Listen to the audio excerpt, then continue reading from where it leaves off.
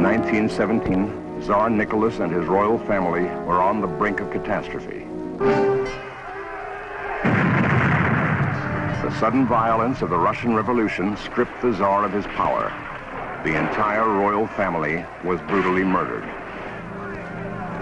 A legend endures, however, that the Tsar's youngest daughter, Anastasia, escaped the massacre and is still alive today. History tells us that the Grand Duchess Anastasia was murdered by Bolshevik soldiers in the summer of 1918. Yet a single woman has for over 50 years claimed that she is Anastasia. She has been the constant focus of a romantic and baffling controversy, but her claim has never been disproved.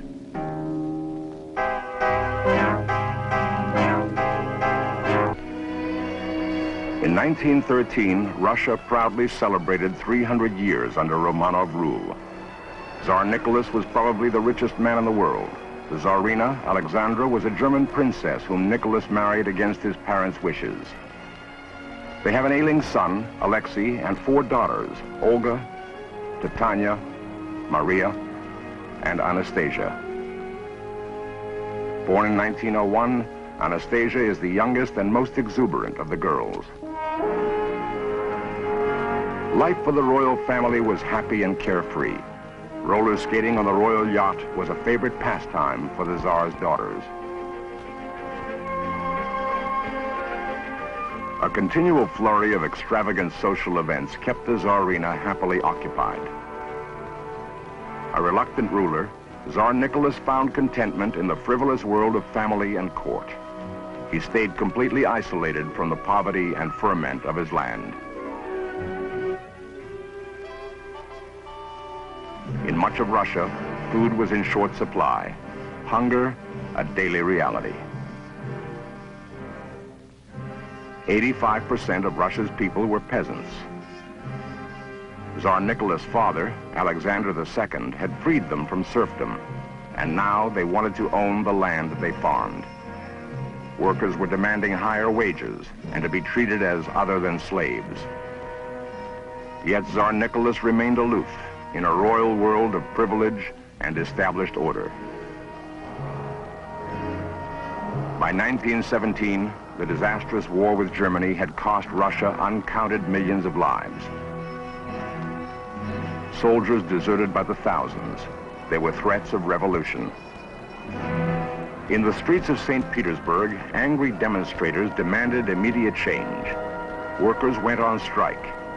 Soldiers joined the people. In a desperate attempt to restore order, the Tsar's generals asked Nicholas to renounce his throne. On March 15, 1917, Tsar Nicholas abdicated. To ensure their safety, Nicholas and his family were held as prisoners. Their fate remained uncertain. Everywhere, the once sacred symbols of Tsardom were torn away. St. Petersburg became a hotbed of political struggle among several revolutionary factions. All were determined to wrest control of Russia, to create a new social order. The radical Bolsheviks, led by Lenin, won the ruthless battle for power when they stormed the Winter Palace. A Russian film heroically dramatized their conquest.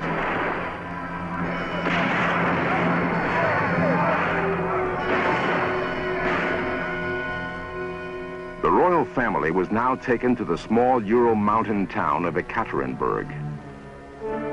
They were housed in a mansion under strict Bolshevik guard. According to history, on July 17, 1918, the entire royal family was brought to the basement of the mansion and murdered. Their bodies were then hacked apart and tossed into a mine shaft.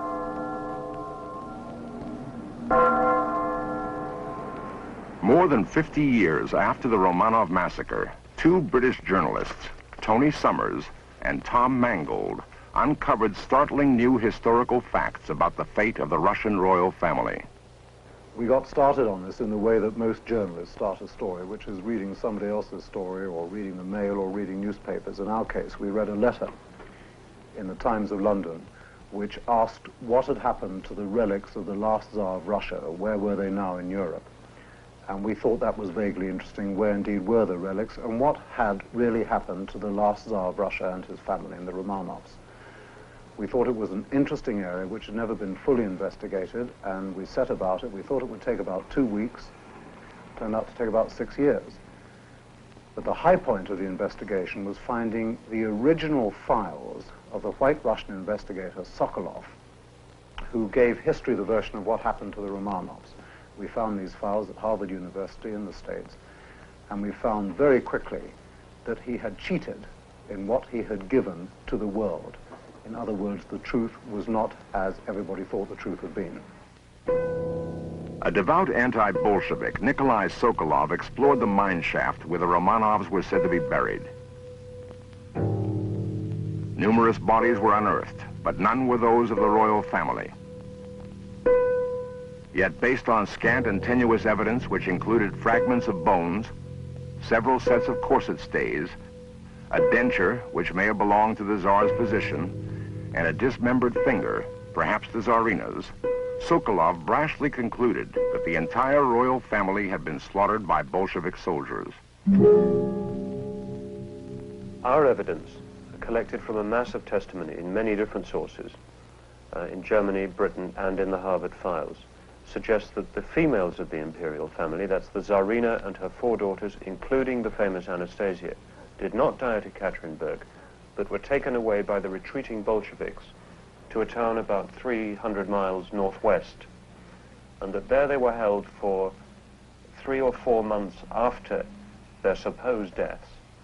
We know they were alive from the evidence of relatives, of guards, people who'd been able to catch glimpses of them, but apparently reliable witnesses, witnesses whose evidence was completely suppressed in the official inquiry in the 20s. These witnesses tell us how the family were kept alive. Anastasia was with them up to a certain point, and then sometime in the fall, probably the 1st or 2nd week of September 1918, Anastasia made 1 and possibly 2 escape attempts. In February 1920, a half-dead person was dragged from a Berlin canal. It was a young, unidentified woman who appeared about 20 years old. She was admitted to the Elizabeth Hospital for observation. She seemed frightened and bewildered and refused to reveal her identity to the doctors. After 2 years of silence, she claimed she was the Grand Duchess Anastasia. Dowager Empress Marie, the Tsar's mother, heard of the girl and sent relatives to investigate. None could say absolutely that the woman was Anastasia. They reported that at best, the ailing girl had only a few years left to live. Yet others recognized the girl immediately. Grand Duke Andrei, the Tsar's cousin, identified her as Anastasia. Titania Botkin, a childhood playmate, positively recognized her. For them and others, there was no doubt that the woman was Anastasia.